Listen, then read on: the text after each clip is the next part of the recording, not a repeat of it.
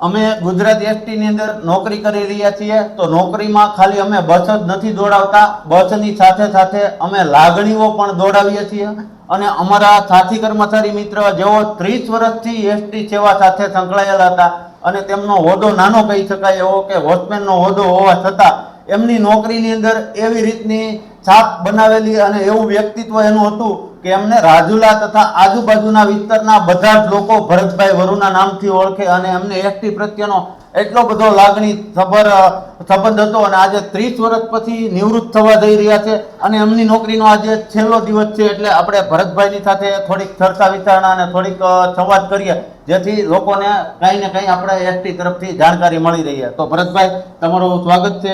જાજાથી જય શ્યામ, જય દ્વારકાધીશ. જય શ્યામ, જય દ્વારકા. ભરતભાઈ, છેલ્લા 30 વર્ષથી તમારી જે એસટી ની ઈમાનદારી અને લાગણી સફર છે એનો આજે છેલ્લો દિવસ છે. તો આજે છેલ્લી વાર તમે એસટી માન્ય યુનિફોર્મ પહેરીને નોકરી ઉપર આવ્યા છે. તો આજે છેલ્લા દિવસે તમને કેવા પ્રકારની લાગણી થઈ હતી? હું નોકરીમાં લાગ્યો 16/9/1996 અમદાવાદ વિભાગીય સુરક્ષા શાખામાં મારી પહેલી નોકરી થઈ. અને હું ત્યારે મને સિટી ડેપોમાં નોકરી પોઈન્ટ આપવામાં આવ્યું. 2 વર્ષ મેં અમદાવાદ નોકરી કરી. ત્યાંથી મારી બદલી થઈ અને હું અમરેલી વિભાગના કોડીનાર ડેપો ખાતે મને પાછી નોકરી આપવામાં આવી. 6 મહિના અહીંયા કરી. પછી મને ત્યાંથી માંગણી મુજબ રાજુલા ડેપોમાં 1999માં હું અહીંયા હાજર થયો, 5મા મહિનામાં. ત્યારથી આજ સુધી આ ડેપોની માલપા મેં તન મન અને ધનથી મારી પોતાની નિષ્ઠાથી મેં નોકરી કરેલી છે. અને જેટલો બના આ ડેપોને પ્રગતિ કરે, કર્મચારીનો જે થાય એ મેં કામ કર્યા છે. અને કોઈ પણ જગ્યાએ કોઈ નાનો મોટો કોઈ પણ પ્રશ્ન હોય તો ડેપો લેવલે ડેપોના પ્રિમાઇસની અંદર અધિકારી હોય તો અધિકારી, એટીઆઈ અને અમારા કર્મચારીઓ બધા સાથે ભેગા બેસીને પ્રશ્નો બધા અમે નિકાલ કરેલો છે. અને આવા બધા અમે અમારી રીતે જેટલા થતા બનતા કોશિશથી કામ કર્યા છે. બીજા નંબરમાં કે નિગમ કઈ રીતે આગળ આવે અને નિગમની જે કોઈ પણ સેવા અમારી હાલી રહી છે એને વધારેમાં વધારે જે પબ્લિક કઈ રીતે લાભ લઈ શકે એ માટે અમે કાયમ માટે અમારી રાજુલાની ટીમ તત્પર રહી અને અમે આ કામ કરેલા છે. ભરતભાઈની છેલ્લા 30 વર્ષની એસટી સંસ્થા સાથે લાગણી જોડાયેલી છે. અને ભરતભાઈ આજે છેલ્લી વાર રાજુલા ડેપો ખાતે નોકરી ઉપર આવ્યા છો અને તમે યુનિફોર્મ પહેરીને આવ્યા છો. અને એસટી માન્ય યુનિફોર્મ આજનો દિવસ જ તમે પહેરી શકશો. કાલથી તમે યુનિફોર્મ માટે મતલબ તમે પહેરી શકો આમનામ, પણ યુનિફોર્મમાં કાયદેસર નોકરિયાત તમે નહીં ગણાવો. તો આજે તમે છેલ્લી વાર યુનિફોર્મ પહેર્યો ત્યારે તમને અંદરથી કઈ પ્રકારની લાગણી થઈ હતી? નોકરી કરું છું એટલે મને એસટીનો આ જે માન્ય યુનિફોર્મ આપ્યો છે એનો મને ગૌરવ છે. અને આ યુનિફોર્મ વગર હું અત્યાર સુધીમાં કોઈ દી નોકરી મેં કરી નથી. યુનિફોર્મ પહેર્યા સિવાય હું નોકરી કોઈ દી આવ્યો નથી. અને યુનિફોર્મ છે એ આપણી શાન છે. એને મેં મારી રીતે જેટલો મને પ્રયત્ન થયો એટલો મેં યુનિફોર્મ પહેરી અને નોકરી યુનિફોર્મ વગર કોઈ દી કરી જ નથી. ભરતભાઈ, તમારા પપ્પા એટલે કે ફાધર પણ એસટીમાં નિવૃત્ત ડ્રાઈવર તરીકે ફરજ બજાવી અને નિવૃત્ત થયા. પછી તમારા નાના ભાઈ પણ એસટીમાં ડ્રાઈવર તરીકે ફરજ બજાવે છે. અને તમે 30 વર્ષથી નોકરી કરતા હતા અને આજે તમારી નોકરીનો છેલ્લો દિવસ છે. તો એસટી સાથે તમારો પારિવારિક આમ તો કહેવાય ને પ્રેમ તો આખો સંકળાયેલો છે. તમારો આખો પરિવાર એસટી સાથે સંકળાયેલો છો. તો એના માટે શું કહેવા માંગો છો તમારા પિતાજી ભાઈ છે? મારા ફાધર 1999માં 9મા મહિનામાં નિવૃત્ત થયા અને 2017માં ઓફ થઈ ગયા. એમણે પણ ઉના ડેપોની સહકારી મંડળી જે એસટીની પહેલાં એસટીનો જ્યારે એસટી નથી ત્યારે સાવરકુંડલા એસટી સહકારી મંડળી હાલતી એમાં નોકરી કરતા. એમાંથી પછી એસટીમાં આવ્યા.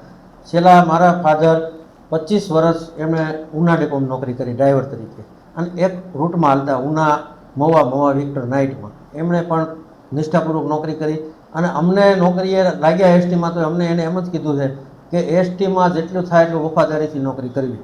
અને મારા ભાઈ નાના છે એ પણ અત્યારે નોકરી કરે છે રાજુલા ડેપોમાં. 2 ભાઈ નોકરી કરીએ છીએ. આજે 30/6/2026ના રોજ હું નિવૃત્ત થાઉં છું.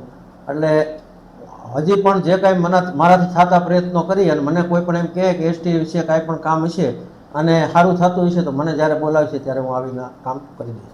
ભરતભાઈ, તમે રોજ અપડાઉન દુધાળાથી કરતા, વચ્ચે મારું ગામ કાગોદર આવે એટલે આપણે ઘણીવાર નોકરીમાં આવતા જતા ભેગા થતા. તો મેં તમને હેલ્મેટ વગર ક્યારેય જોયા નથી, અને તમે નોકરી આવો ને ત્યારે યુનિફોર્મ વગર મેં ક્યારેય નથી જોયા. તો તમે હેલ્મેટ બાબતે, રોડ સેફટી બાબતે પણ એટલા બધા જાગૃત હતા, અને હેલ્મેટ બાબતે આપણા આજના જે વિડીયો જોવાવાળા છે યંગસ્ટર, એના માટે કંઈક સંદેશ આપો જેથી કરીને આપણા નિયમનું પાલન કરે અને કોઈ જગ્યાએ કોઈનો જુવાન ભાઈ દીકરો કે કોઈને જાનહાનિ ના થઈ શકે એના માટે. હેલ્મેટ એક એવી વસ્તુ છે કે આપણને સરકાર, ગવર્મેન્ટ પણ એમ કહે છે, આરટીઓ એ નિયમ પ્રમાણે એમ કહે છે કે ભાઈ તમારે આ હેલ્મેટ પહેરીને ગાડી ચલાવી. ઘણી વખત એવું થાય છે કે હેલ્મેટ છે, અત્યારના યંગસ્ટર બધા જે જુવાડા છે એને એમ લાગે હેલ્મેટથી પોતાને માનસિક રીતે એમ થાય કે અમે આમ છે. બાકી તમે હેલ્મેટ પહેરેલો હોય, હેલ્મેટથી તમારી પૂરી સેફટી, તમારો પરિવાર છે એની હતા ને એમ લાગે કે ભાઈ મારા ફાધર છે એ આ હેલ્મેટ પહેરીને જાય તો મારે પણ હેલ્મેટ પહેરવો જોઈએ. અને હેલ્મેટ એક વસ્તુ એવી છે કે હેલ્મેટ પહેર્યા પર તમે કોઈ પણ સામાન્ય અકસ્માત થાય, તમે ફગવાઈ ગયા હોય, તમારો માથામાં કોઈ પણ જાતની ઈજા હેલ્મેટ થવા દેતો નથી. એટલે વધારેમાં વધારે પડતો હેલ્મેટનો ઉપયોગ કરવો એવી મારી બધાને પ્રાર્થના છે. તરફથી પણ એક સંદેશ આપવો છે કે હેલ્મેટ છે ને, તમને એવું લાગતું હોય ને કે માથું ફરે છે અને મને તકલીફ થાય છે, ખરેખર મેં ખુદ હેલ્મેટ પહેરીને અનુભવ કર્યો છે.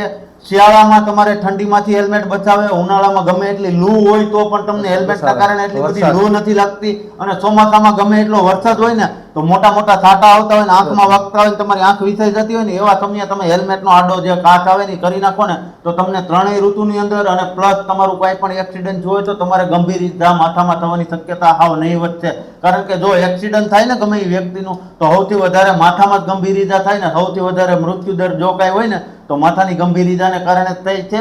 એટલે બધાને બે હાથ જોડીને વિનંતી હું તથા ભરતભાઈ બંને કરીએ છીએ કે બધા હેલ્મેટ ફરજિયાત પહેરજો. બધા પહેરજો. ભરતભાઈ, મેં જોયું છે કે ઘણા એવા સરકારી કર્મચારી હોય ને એને પોતાનો હોદ્દો અથવા ઊંચી નોકરી મળી ગઈ હોય ને તો એને આપણે બોલાવીએ ને તો આપણા તરફ હરખું ધ્યાન ન દે. તમારો હોદ્દો વોચમેન નહોતો, આપણી એસટી સંસ્થા પ્રમાણે હાવ નાનામાં નાનો હોદ્દો કહેવાય, પણ તમારા વ્યક્તિત્વથી અને તમારો જે સ્વભાવ હતો ને એના લીધે તમે એવું અહીંયા રાજુલા ડેપોની અંદર કામગીરી કરી છે કે રાજુલા આજુબાજુના બધા જ માણસો, લોકો, સરકારી કર્મચારીઓ, અધિકારીઓ બધાની હારે તમારા ઘર જેવા સંબંધ હતા.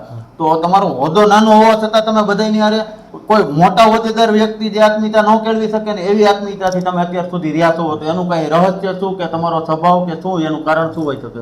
એની માટે તો આતુભાઈ તમને હું એમ કહું કે આ બધી વસ્તુ એવી છે કે આમાં કોઈ પણ વ્યક્તિ છે એની માટે આત્મીયતા તમારે કેળવવી એ તમારામાં પહેલું હોવું જોઈએ.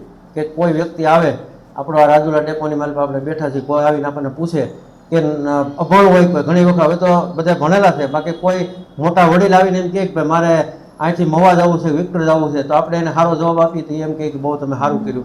આવી રીતે અમે કાયમ માટે પ્રયત્ન કરતા એટલા માટે રહ્યા છીએ. પછી અધિકારી કોઈ આવે કે કોઈ અહીંના સ્થાનિક લેવલે કોઈ રાજકીય આવે તો એ લોકોને અમે સારો જવાબ આપી, એસટીની છાપ સારામાં સારી ઊભી થાય અને રાજુલા ડેપોનું નામ આગળ વધે એ માટે અમે કાયમી માટે તત્પર્ય રહી અને આ કામગીરી કરી.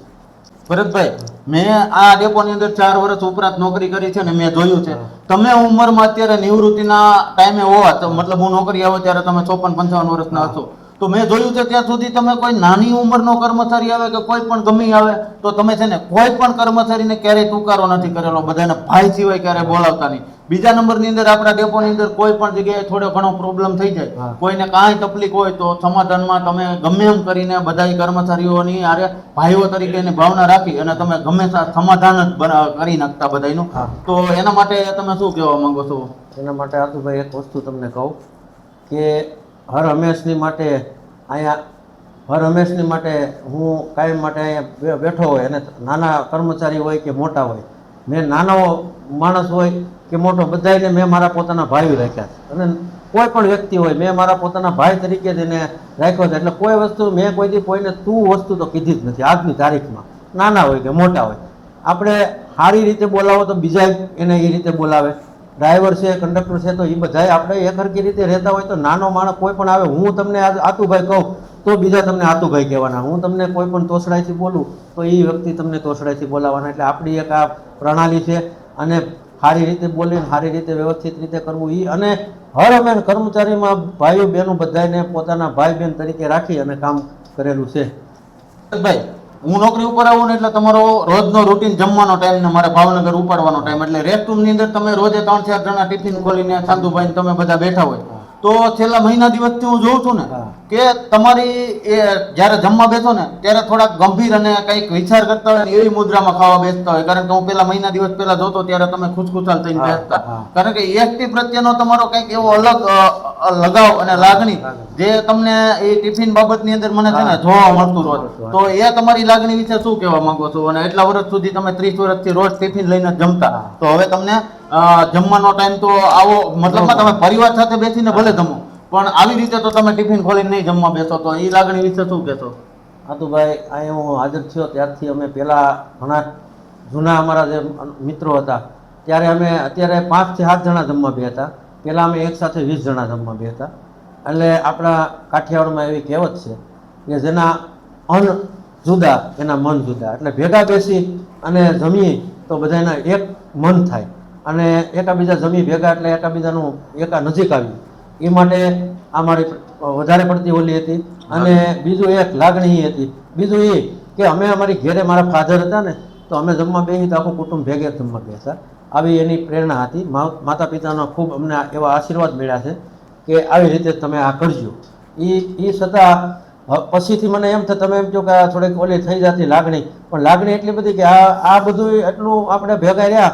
હવે 5 ટિકિટ આપણે ઘરે જવાના છીએ બરાબર છે. નિવૃત્ત થઈ જાય પછી તો આપણે આપણા કામમાં ઓલા ઓછો અહીંયા બેઠા જમતા હોય એટલે જે બધાની યારે આનંદ લેવાની જે પળો હતી એ હવે નિવૃત્ત થઈ અને મારા પરિવાર સાથે જવાની છે એટલે આપણને થોડીક લાગણી એવી થાય કે અંદરથી કે ભાઈ હવે આ બધું તો ધીરે ધીરે આપણે જે આ મિત્રો સાથે જમતા હતા હવે એ બધી આપણને થોડી એની આપણે ઢપ પાડી અને હવે એનાથી અળગા થોડું કરીને થવું જોઈએ. એટલે એ જે ભેગા રહે અને ભેગા બેસતા હોય ને એમાંથી જે જુદું પડવાની જે આ બધી થાય ને એટલે થોડીક અંદરથી આપણને એવી થાય લાગણી.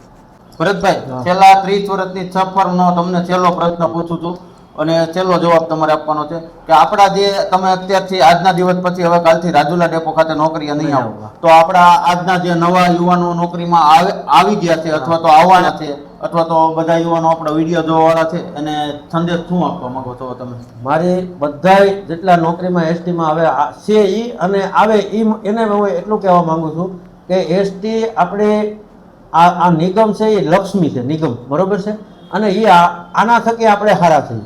એસટી થકી જ આપણે હારા છીએ. આપણને કોઈ બોલાવે તો આનાથી હારા. ને એસટીમાં હું તો તમને એટલું એક કહું આતુભાઈ કે હજી તમારે ઘણો પંથ કાપવાનો છે એટલે તમને એટલું કહું કે તમે જેટલા બને એટલા બધાને હારે સંબંધ હારા રાખજો. તમને કોઈ પણ વ્યક્તિ ક્યાંય તકલીફ થઈ છે તો એવી વ્યક્તિ એવું કામ તમારું કરશે એસટીમાં તમારો રાખેલો સંબંધ સારો હશે તો કે તમારું એમ નામ કોઈ પણ વસ્તુનું કામ તમારી માટે ધોળીની માણસ આવીને કરશે. એટલે આવી ઓલું કરવાનું અને નિગમ જેમ બને એમ આગળ આવે અને જેટલા હું તો એમ કહું ટ્રાફિકમાં થોડીક મને અત્યારે પોતાને એવી અમુક લાગણી એવી થાય છે કે અમુક વ્યક્તિ એવા હોય કે ભાઈ પાછળ ગાડી આવે છે આવું છે એ વ્યક્તિને હું એમ કહેવા માંગુ છું કે તમે એસટીમાં બને જેટલા વધારે થાય એટલા પેસેન્જર લ્યો અને વધારે પડતું આનું જેમ બને એમ ઈપી કેમ અને ડ્રાઈવરોને એટલી મારી ભલામણ કે ભાઈ આ કેમ્પેલમાં જેટલું મોદી સરકાર આપણને સાહેબ કહે છે મોદી સાહેબ કે ભાઈ ડીઝલ બસાવો તો એ ડીઝલ બસાવવામાં તમે થોડુંક બધા ધ્યાન દો. અધિકારી જે આપણને કહે છે એ બધું પણ કરો અને આ એસટી જેટલી બને એટલી આગળ આવે અને નામના મેળવે ગુજરાતમાં અને આપણને ભારત સરકાર તરફથી ગુજરાત એસટી નિગમને એવોર્ડ મળે એવી હું બધા પ્રાર્થના કરું છું. તમે એસટી ડેપો રાજુલાથી ભલે નિવૃત્ત થાવ પણ અમારા જે દિલની અંદર લાગણીની અંદર તમે છો ને એમાંથી ક્યારેય નિવૃત્ત નથી થવાના અને રાજુલા ડેપોથી તમે નિવૃત્ત થાવ અને તમારી ખોટ રાજુલા ડેપોને માટે હંમેશા માટે રહેશે.